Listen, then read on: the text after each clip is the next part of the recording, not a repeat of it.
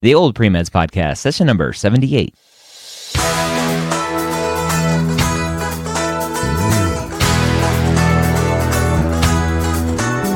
You're a non-traditional student entering the medical field on your terms.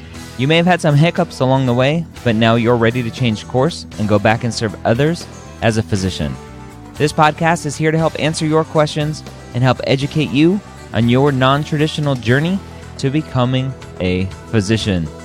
And welcome to the OldPreMeds podcast. My name is Dr. Ryan Gray, and I am your host for today. I'm also the host of several other podcasts on the MedEd Media Network. You can check out everything that we do at mededmedia.com. Today, we're going to talk all about failure and that big question, what if? And our question, as always, is taken directly from the oldpremeds.org forums, where you can go and register for an account for free and ask questions like this one and get awesome answers from the community. So let's go ahead and jump right in and talk about this question here. So this student posted and said, I've taken Ryan's advice to heart, my advice, and believe that a backup plan will hurt my chances. So if you don't know what I'm talking about, go listen to the Pre-Med Years podcast. Several episodes ago, I talked about not having a plan B. And some people agreed with it, some people didn't. But the psychology out there is that if you have a plan B, if you have a backup plan, and I'm talking specifically here for your career choice, for being a physician, if you go into this with a backup plan of being a nurse or being a PA or being an MP, the psychology is that you are less likely to achieve your goal of becoming a physician because you're able to have that safety valve there. And so that's where I say don't have a backup plan.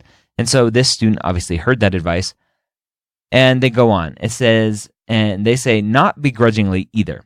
I was already convinced of this myself before I heard him say it several months ago, so it was great to hear my instincts confirmed. As a 35-year-old, non-traditional, convinced beyond all shadow of a doubt that I'm called to serve others as a physician, I eat, sleep, and breathe this journey every second of every day. Yet there are those moments when the still, small voice of doubt whispers in my ear a little louder than usual. What if I fail? This is a second trip through undergrad to earn my prereqs, and at the end of this summer semester, my federal student loan eligibility will be cut off, factoring in that they've reached the cap. I've needed to give up my full-time job so I can go to school full-time, as well as shadow, volunteer, and scribe, and am supporting myself almost entirely on private loans. I have a solid 2 years remaining before I can take the MCAT, and by the time I enter med school, I will be on the hook for $100,000 in additional private loan debt to cover tuition and living expenses before I even start medical school. I have no qualms whatsoever about taking on this debt because I know this is what I'm supposed to do. But the naysayer voice within that says I can't do this. That tells me just to give up after another sleepless night, simply will not stop asking, what if I fail?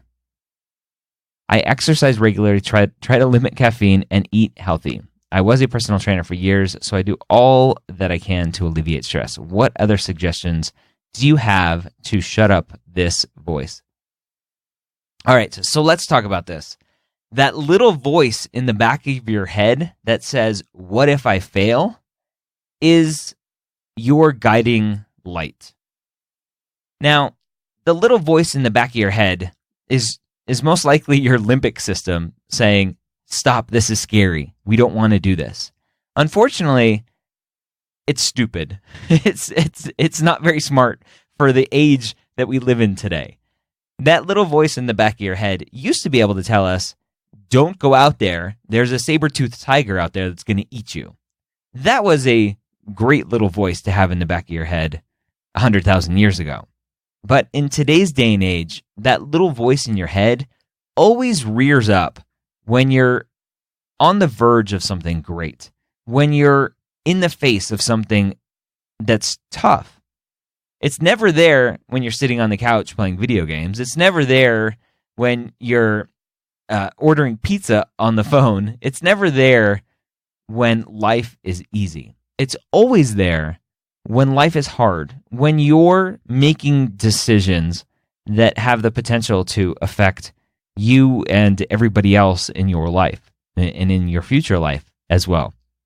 So that little voice in your head, if it's popping up and saying, what if I fail? That means you're doing the right thing, because it should be hard. And that same question, what if I fail, can be asked by every student. It has nothing to do with you being a non-traditional student. It has nothing to do with all of the loans that you have. It has nothing to do with the fact that you left your full-time job. Nothing. That voice is normal. And everybody asks that every day. What if I fail? For me, when I release a new podcast, I have 4 already. What if I fail? What if this new one isn't popular? What if it's not good? That tells me to push forward. For you, what if I fail should be telling you, keep going. What if you fail? What if? Ask yourself, what if? So you go on your pre-med journey and define failure. Failure to me is giving up. Now, it could mean applying to medical school a couple times and not getting in. Failure to you may be going to a Caribbean medical school, but failure to me is just giving up, even though this is still your dream. Even if in 2 years down the line, you still, if I asked you, what do you want to do? And you say, I want to be a doctor, but I can't take it anymore. That's failure to me. Failure is not a rejection from medical school. I was rejected from medical school. I didn't fail. I was just told, not yet. So change that word, what if I fail, to what if I succeed? What would that look like? That'd be awesome, wouldn't it? You're in medical school. You're a medical student. So that word, that little voice in the back of your head, listen to it. Because when it talks, when it speaks up, that means you're doing something right. So don't be afraid of it. Very different show today than usual. I usually don't get into this kind of motivation, woohoo stuff, or woohoo, whatever the word is. But I like a lot of that kind of psychology of thinking and thought and everything else. There's a good writer that I like named Seth Godin. He always talks about the lizard brain, and that's that little voice in your head, the lizard brain, the deepest, oldest parts of our brain that told us to stay away from saber-toothed tigers. That's what's telling you, what if? What if I fail? So take that for what it's worth. I hope it was helpful. I hope you continue on your journey. Be very careful. This is kind of an aside. Be very careful with private student loans for everybody out there. Private student loans are much, much, much more strict than the federal student loans. And I would question what's taking you so long. So this is a very different, kind of just an aside to this whole story, that giving up the full-time job to shadow and do everything else, and it's still going to take 2 more years, that timeline seems off to me. So reach out to somebody, to an advisor, shoot me an email, whatever, but the timeline seems off in this whole thing. But to your question, what if I fail? It depends on what your definition of failure is. All right, I hope that helps. I hope you got some information out of this episode today.